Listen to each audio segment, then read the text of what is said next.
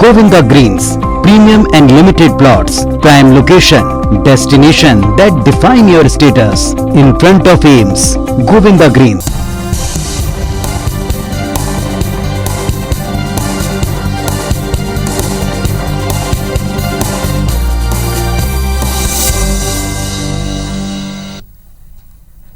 नमस्कार, बहुत स्वागत है आप सबका। मैं हूं पुनीत पाठक और आप देख रहे हैं मध्य प्रदेश की बात।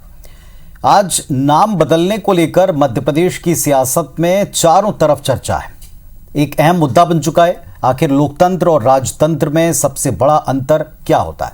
लोकतंत्र जहां अपने साथ हुई अच्छी और बुरी बातों को साथ लेकर चलने की कोशिश दिखती है, तो राजतंत्र गलत बातों को खुद से अलग कर लेता है। मध्य प्रदेश में 15 दिन के भीतर हबीबगंज स्टेशन का नाम बदल गया, रानी कमलापति के नाम पर रखा गया। अब मिंटो हॉल को कुशाभाऊ ठाकरे के नाम पर करने की घोषणा हुई। इधर इंदौर में भी एक बार फिर से नाम बदलने की चर्चाएं चल पड़ी हैं। विपक्ष इसके पीछे मूल मुद्दों से ध्यान भटकाने की पॉलिटिक्स बताता है, तो सत्ता पक्ष कहता है कि इसमें कुछ भी गलत नहीं है और विपक्ष केवल कोरी आलोचना करने में जुटा है। दोनों पक्षों को सुनेंगे, बात करेंगे। पहले एक रिपोर्ट दिखाते हैं।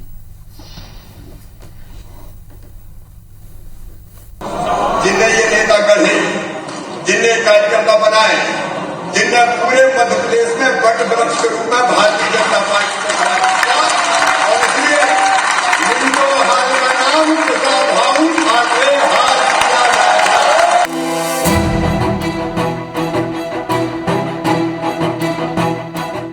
बीजेपी कार्य समिति की बैठक के आखिर में जब मुख्यमंत्री शिवराज सिंह चौहान ने मिंटो हॉल की घोषणा की, तो काफी देर तक तालियां बजती रहीं।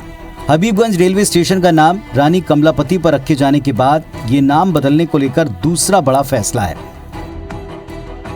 वैसे बीजेपी के अंदर से मिंटो हॉल का नाम वीर सावरकर, स्वामी विवेकानंद, डॉक्टर हरि सिंह गौर रखे जाने की आवाज उठ रही थी। अब बीजेपी नेहरू गांधी के जरिए इस मामले में कांग्रेस को कटघरे में खड़ा कर रही है। पूरे समय कुशाभाऊ ठाकरे जी राष्ट्रीय स्वयंसेवक संघ के प्रचारक रहते हुए इस राष्ट्र और समाज के लिए अपना जीवन आहुति किया है। कौन मिंटो है, मैं जानते नहीं है कौन मिंटो है, तो मिंटो हॉल की जगह मध्य प्रदेश के हमारे लाडले सपूत कुशाभाऊ जी के नाम से रखा गया। इसके लिए मैं बहुत माननीय मुख्यमंत्री महोदय का। इधर कांग्रेस ने आदिवासी सम्मान के मद्देनजर मिंटो हॉल का नाम टंट्या भील के नाम पर रखे जाने की मांग की, क्योंकि पार्टी जानती है कि जिस तरीके से सरकार आदिवासी हितों को लेकर आक्रामक तरीके से काम कर रही है, उसे रोकने के लिए टंट्या भील के नाम को आगे बढ़ाना फायदेमंद रहेगा। ऐसे में जब मिंटो हॉल का नाम बीजेपी को खड़ा करने वाले कुशाभाऊ ठाकरे के नाम पर रखा गया, तो कांग्रेस पार्टी ने आरोप लगाया कि बीजेपी नाम बदलने की राजनीति कर मूल मुद्दों पर से ध्यान हटाना चाहती है। 70 साल में क्या किया, तो जो कुछ किया हुआ संविधान से लेके हर चीज जिसकी वजह से ये बैठे हुए हैं, सब कांग्रेस की देन है। पर कितने नाम बदलोगे? महंगाई 7वें आसमान पे, इसको क्या बदलोगे? महंगाई को क्या कहोगे? जो बड़े बड़े बिजली के बिल आ रहे हैं, रोजगार लोगों को है नहीं, डिप्रेशन में है पूरा देश और मध्य प्रदेश, इनके नाम क्या बदलोगे? वैसे भोपाल से चली नाम बदलने की हवा अब इंदौर तक जा पहुंची है। इंदौर का नाम बदलकर इंदूर करने की मांग हो रही है, लेकिन लोकसभा अध्यक्ष और इंदौर से बीजेपी सांसद रह चुकी सुमित्रा महाजन का कहना है कि इसकी जरूरत नहीं है। साफ है, इससे अगले कुछ दिनों तक भले ही इंदौर का नाम बदलने की मुहिम शांत हो जाए, लेकिन आगे ऐसा नहीं होगा, ये कहना फिलहाल मुश्किल है। शिखिल व्यवहार, IBC 24, भोपाल। तो नाम बदलने को लेकर के इतनी चर्चा और एक साथ इतने साथ नाम बदलने को लेकर इतना ज़्यादा विरोध या इस पर इतने ज़्यादा कटाक्ष पहले नहीं हुए। पहले भी नाम बदलने को लेकर कई बार चर्चाओं के दौर चले हैं। अभी भी जो नाम बदले गए हैं, इसमें तर्क यही रखा गया कि कई सारे अलग अलग वर्गों के ऐसे वीर पुरुष हैं, ऐसे महान पुरुष हैं, जिनके नाम पर अगर नाम रखे जाएंगे तो अगली पीढ़ी उनके बारे में पढ़ेगी, सोचेगी, समझेगी, जानेगी। और साथ साथ ये भी आरोप लगा कि इतिहास में उनको लगातार उपेक्षित किया गया और अब एक नए सिरे से इन नामों को बदलकर उसे सुधारने की दिशा में सरकार काम कर रही। पिछले दिनों ये क्रम जो मध्य प्रदेश में शुरू हुआ वो अभी भी जारी है। मध्य प्रदेश में सबसे पहले हबीबगंज स्टेशन का नाम जब बदला गया था, इसे एक बड़ा निर्णय माना गया और 24 घंटे के भीतर उद्घाटन के ठीक पहले जिस तरीके से, जिस अंदाज में नाम बदला और अभी भी जो नाम बदलने की प्रक्रिया है, इस पर विपक्ष लगातार सवाल उठा रहा है। हमारे साथ दोनों पक्षों के नेता जुड़े। विकी कोंगल साहब हैं कांग्रेस पार्टी के प्रवक्ता और उमेश शर्मा जी हैं भारतीय जनता पार्टी की तरफ से। आप दोनों को नमस्कार, आप दोनों का बहुत बहुत स्वागत है इस मंच पर। उमेश शर्मा जी, भारतीय जनता पार्टी की सरकार लगातार नाम बदलने की कवायद कर रही है। विपक्ष का एक कहना है कि महंगाई है, बेरोजगारी है, लोगों के रोजगार संबंधी बहुत सारी समस्याएं हैं, इन पर चर्चा छोड़कर पूरा फोकस नाम बदलने पर है।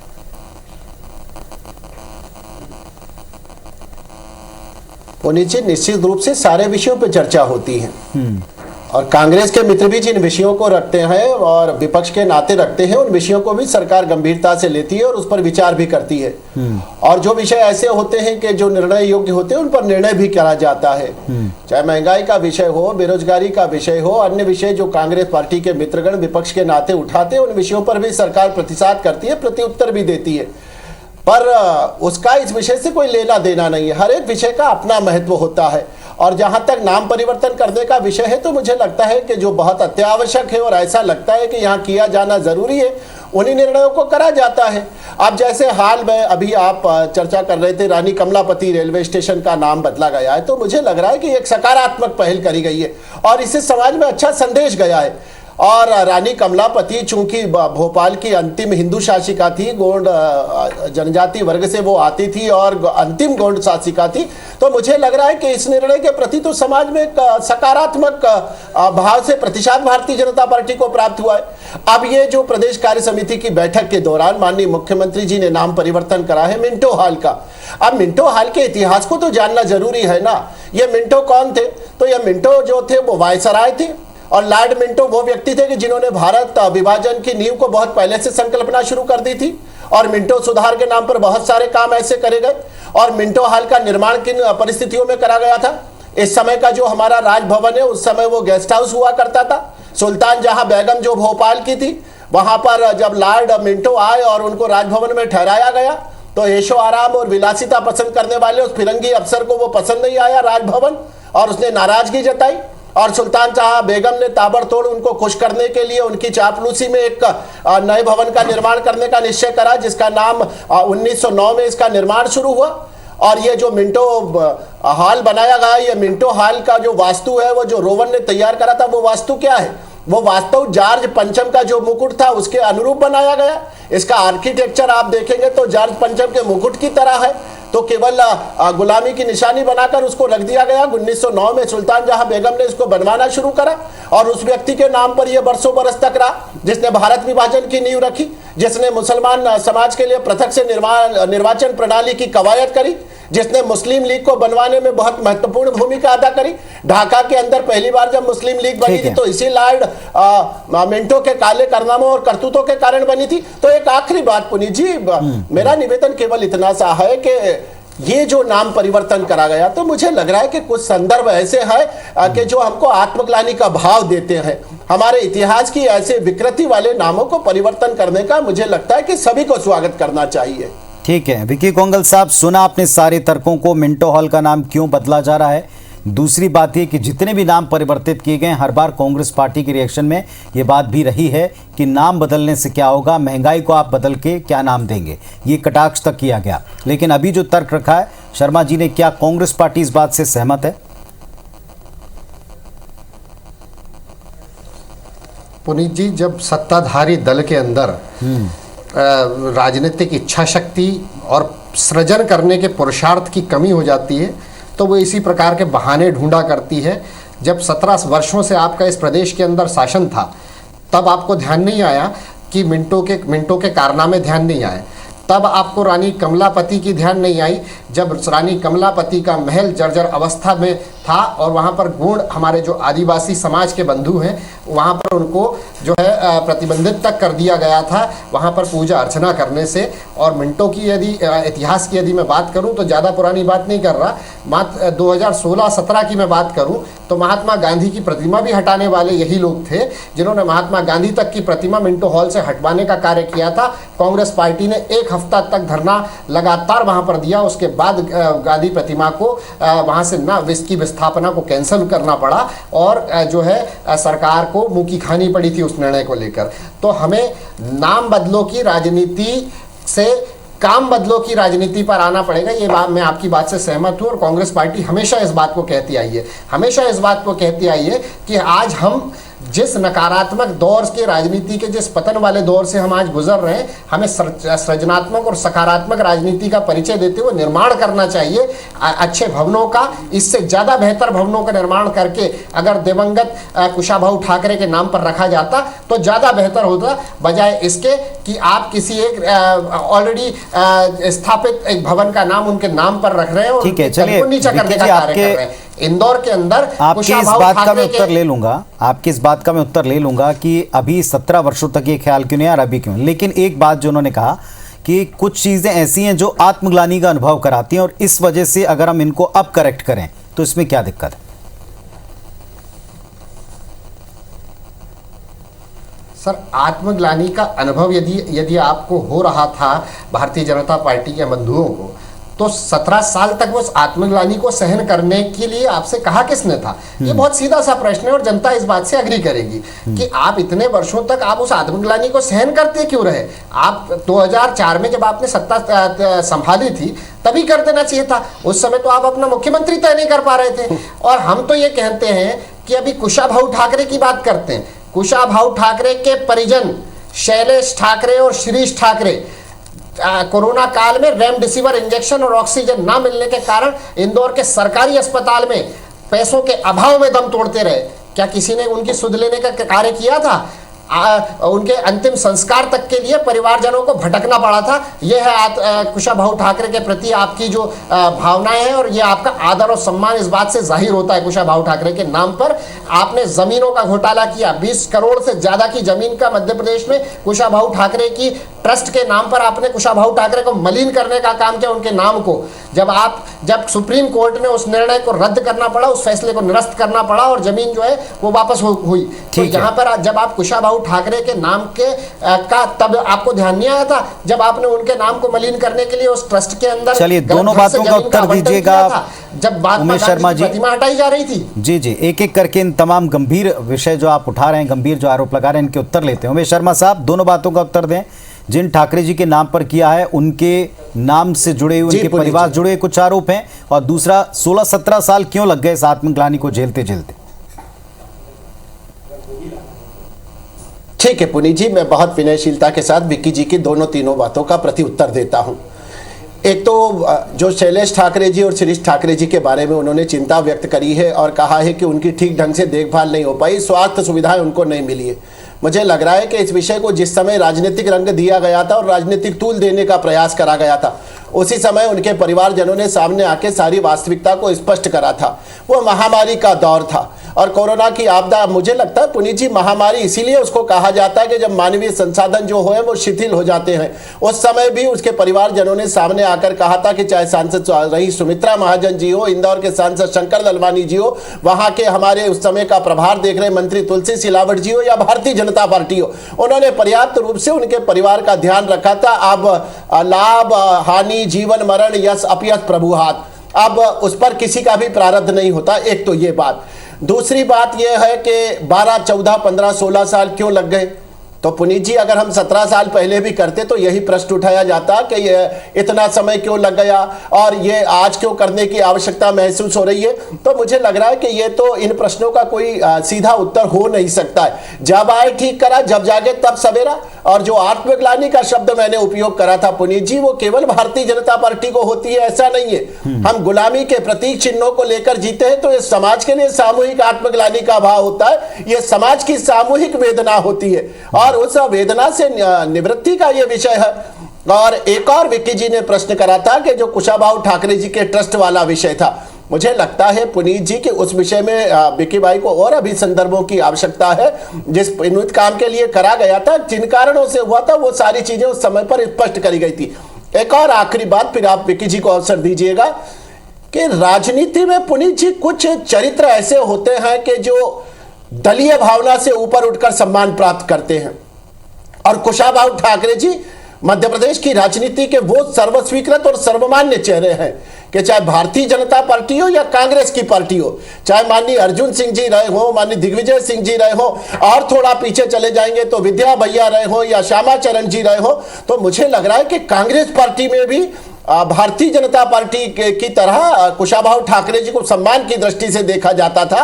और जिस विधानसभा भवन में एक समय विद्याचरण जी रहे हैं, श्यामा चरण जी रहे हैं, माननीय अर्जुन सिंह जी रहे हैं, प्रकाश चंद्र सेठी रहे हैं, सुंदरलाल पटवा जी रहे हैं, कैलाश जोशी जी रहे हैं, वीरेंद्र सकलेचा जी रहे हैं, कैलाश सारंग जी रहे हैं, ऐसे मध्य प्रदेश की पहचान बन चुके राजनेताओं ने जिस विधानसभा के भीतर बैठकर अपने को मुखरित करा था, उस विधानसभा का नाम मुझे लगता है कि कुशाभाऊ ठाकरे जी से अच्छा और आदर्श नाम कोई हो ही नहीं सकता था। ठीक है, चलिए, टाइमिंग को लेकर के भी आपने उत्तर दिया, लेकिन एक इस समय की टाइमिंग पर भी कांग्रेस पार्टी कह रही है कि इस समय के कुछ ज्वलंत मुद्दे हैं और इन मुद्दों पर से अलग हटके सारा ध्यान, सारी चर्चाएं इन नाम परिवर्तनों पर होती है। और इंदौर के बारे में तो खुद जैसा सुमित्रा ताई ने बोला है कि अभी इसकी आवश्यकता नहीं है, हालांकि वहां भी इसकी चर्चा चली।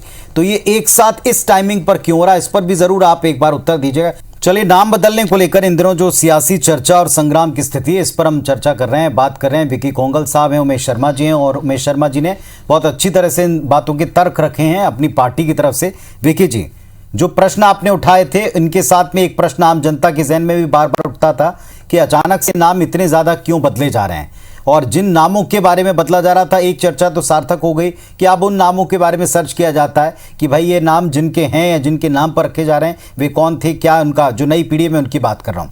क्या आप सहमत हैं उन तमाम चीज़ों से? और ये जो आत्मग्लानि थी, ये सबकी थी साझा, केवल एक पार्टी की नहीं थी।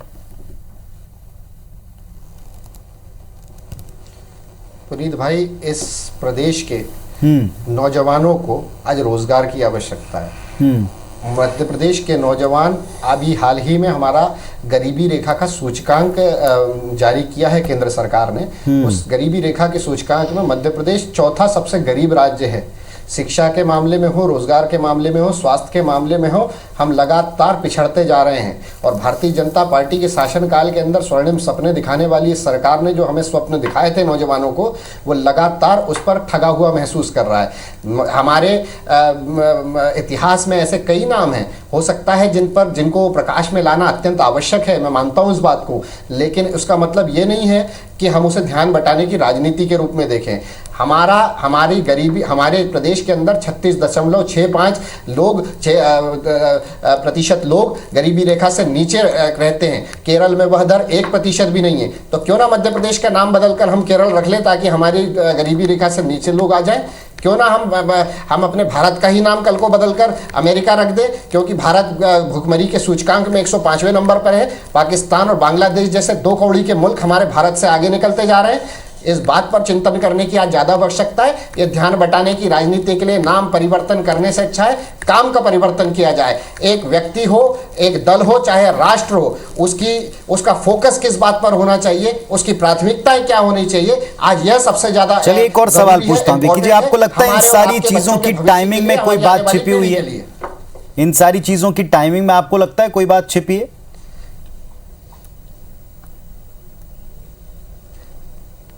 जी, मुझसे बिल्कुल विकी जी, आप ही से सवाल है। 100% पुनीत भाई, 100% जो आप प्रश्न कह रहे हैं वो बहुत लाजमी है। इसकी टाइमिंग से हमें आपत्ति है, और इसकी टाइमिंग वह होनी चाहिए। आज हम तीसरी लहर के मुहाने पे खड़े हुए हैं। नया वेरिएंट कोरोना का, जो वेरिएंट ऑफ कंसर्न कहा जा रहा है, माननीय प्रधानमंत्री जी ने 2 घंटे की मीटिंग ली है। हमें उस लिहाज से हमें क्या कदम उठाने चाहिए? कोरोना, जीएसटी, नोटबंदी के बाद से जो डीरेल हुई अर्थव्यवस्था है, उसको ट्रैक पर लाने के लिए हमारा रोड मैप क्या होना चाहिए, हमारा फोकस क्या होना चाहिए, उस पर ध्यान देने की बजाय हमारा पड़ोसी राज्य छत्तीसगढ़ ट्रैक पर आ रहा है, हमसे आगे बढ़ता जा रहा है। आप ही के चैनल पर मैंने देखा था कि उनकी अर्थव्यवस्था हमसे ज्यादा तेज गति से आगे आई।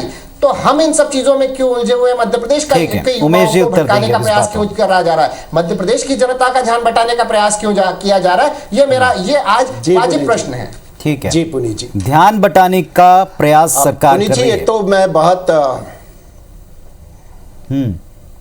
नहीं, ध्यान नहीं बटा रहे पुनीत जी। सारे विषय एक साथ चलते हैं। किसी एक विषय को लेकर चलना है और बाकी के सारे विषयों को स्थगित कर दिया जाएगा, ऐसे सरकारें काम नहीं कर सकती, और जीवन भी ऐसे नहीं चलता है। हमको सुख और दुख सारी चीजों को लेकर एक साथ जब व्यक्तिगत जीवन में भी चलते हैं तो मुझे लग रहा है कि कोई भी एक विषय इतना महत्वपूर्ण नहीं, एक विषय ऐसा नहीं होता है कि उसके कारण सारे विषयों को छोड़ दिया जाए। एक साथ सरकार बहुत सारे मोर्चों पर काम करती है और करना भी चाहिए और करना ही होता है। और जहां तक विक्की भाई की चिंता का प्रश्न है, जिस समय हमको मध्य प्रदेश विरासत में मिला था, 56,000 करोड़ का ओवरड्राफ्ट छोड़ के गए थे दिग्विजय सिंह जी। भविष्य निधि का पैसा दिग्विजय जी ने निकाल लिया था, भारतीय जीवन बीमा निगम का पैसा निकाल लिया था, मंडी निधि का पैसा निकाल लिया था। चूंकि वो आज की डिबेट का विषय नहीं है, आज का विषय नामांतरण वाला है, तो 56,000 करोड़ का वो ओवरड्राफ्ट मिला था हमको बदहाल और बेबस सड़कें मिली थी, हमको अंधेरे और सन्नाटों में पसरा हुआ ये मध्य प्रदेश प्राप्त हुआ था, एक बीमारू राज्य हमको मिला था और उस बीमारू राज्य की गणना देश के 10 अग्रगण्य राज्यों में होती थी। हमने उस अविकसित राज्य को, हमने उस बीमारू राज्य को ट्रैक पर लाए हैं, पटरी पर लाए हैं और सरकार प्रतिबद्धता के साथ अपना काम कर रही है। कोरोना के संकट काल में चाहे गांव हो, गरीब हो, दलित हो, किसान हो, किसी एक वर्ग के बारे में भी आप बताइए कि आर्थिक रूप से चिंता नहीं करी गई हो। माननीय कमलनाथ जी तो सरकार में फसल बीमा की पॉलिसी तक भरकर नहीं गए थे, मुख्यमंत्री शिवराज जी ने भरी। किसान सम्मान निधि का काम देने का किसने करा? माननीय मुख्यमंत्री शिवराज सिंह जी चौहान ने करा था। निर्धन वर्ग को जो गरीबों का अन्न दिया जाना था वो किस राजनीतिक दल ने करा? एक आखिरी बात पुनीत जी, फिर विक्की जी को आप अवसर दीजिएगा, क्योंकि मैं इंदौर से हूं और इंदौर के संदर्भ में आपने बात करी है। देवी अहिल्याबाई होलकर चूंकि इंदौर की बहुत ही लोकमाता के रूप में जानी जाती है, पर इस प्रकार का कोई भी प्रस्ताव किसी भी स्तर पर चर्चा पे नहीं है कि इंदौर का नाम परिवर्तन किया जाएगा। और आज स्वयं मुख्यमंत्री जी से इंदौर के सांसद ने बात करी है, कल हमारी वरिष्ठतम नेता सुमित्रा जी ने कहा है, कल मैंने भी ट्वीट करा था कि इस प्रकार का कोई भी प्रस्ताव विचाराधीन नहीं है। जहां इंदौर तो चूंकि इंद्रेश्वर महादेव के नाम पर बना है और इंद्रेश्वर महादेव वो है जिनका शिवलिंग लेकर लोकमाता देवी अहिल्याबाई होलकर राज करा करती थी, तो उनके आराध्य के शहर का नाम बदलने का मौका ही नहीं। ठीक है जी। पुनीत जी, बड़ी विनम्रता के साथ हमारे सीनियर आदरणीय शर्मा जी से मैं इस बात को कहना चाहूँगा कि आखिर कब तक आप लोग दिग्विजय सिंह जी के शासनकाल की याद करते करते और जनता को उस दौर की याद दिलाकर जो है हासिल करते रहेंगे सांत्वनाएं, और कब तक हम लोग उसी दौर के बारे में चर्चाएं सुनते रहेंगे? यदि आप लोगों में पुरुषार्थ होता, यदि आप लोगों की सकारात्मक दिशा में आप लोगों ने कार्य किए होते, तो बीमारू राज्य का तमगा जो 17 साल पहले था उससे आज हमें बाहर निकल जाना चाहिए था। हम विगत 17 सालों से लगातार देश के सबसे गरीब राज्य बने हुए हैं। अब आदिवासियों की बात करते हैं, जी शर्मा जी, अंदर 1 करोड़ 65 अभी भी जो चौथा बीमारू राज्य, इस पर एक बहुत शॉर्ट में अपनी उत्तर दीजिए, वक्त खत्म हो गया जी। कुछ नहीं, मुझे लग रहा है कि यह आंकड़ा भ्रामक है और यह आंकड़ा पुष्ट नहीं है। इस प्रकार की किसी भी स्थिति नहीं है और इस प्रकार की कोई स्थिति नहीं है। और मुझे लग रहा है कि इस समय तो मध्य प्रदेश ने सर्वांगीण विकास करा है पुनीत जी, और चौतरफा विकास मध्य प्रदेश के अंदर हुआ। और इस समय मुझे लग रहा है कि मध्य प्रदेश जो है वो आत्मनिर्भर भी है और मध्य प्रदेश एक विकसित दिशा में। और आप देखिए कि गेहूं के उत्पादन में एक समय जो हमारा सिंचाई का रकबा हुआ करता था, आज हमारा अगर आप ही की बात को माना जाए, आप ही की बात को माना जाए, और जिस तरीके से इस मंच पर कि एक सरकार को बहुत सारे मोर्चों पर बहुत सारे काम करने होते हैं, तो ये आंकड़ा जो है, जो आंकड़ा विक्की जी है विपक्ष कह रहा है, इसे भी क्या नज़रअंदाज किया जा सकता है? क्योंकि आंकड़ा अगर नीति आयोग की तरफ से आया तो फिर इसमें निश्चित तौर पर इस पर भी विचार होगा, इस पर भी चर्चा होगी, इस पर भी कार्य होंगे। लेकिन ये बात सही है कि आप विभिन्न पहलुओं के ऊपर काम करते हैं, लेकिन क्या असल पहलुओं पर या जनता जिन पहलुओं पर काम चाहती है उस पर काम हो रहे हैं? इस पर जवाब सीधे जनता को ही देना होता है और दोनों पक्ष इस बात को बेहतर समझकर उत्तर अपना तैयार करके जनता तक पहुंचेंगे, इस बात की उम्मीद। बहुत बहुत धन्यवाद आप दोनों का। नमस्कार।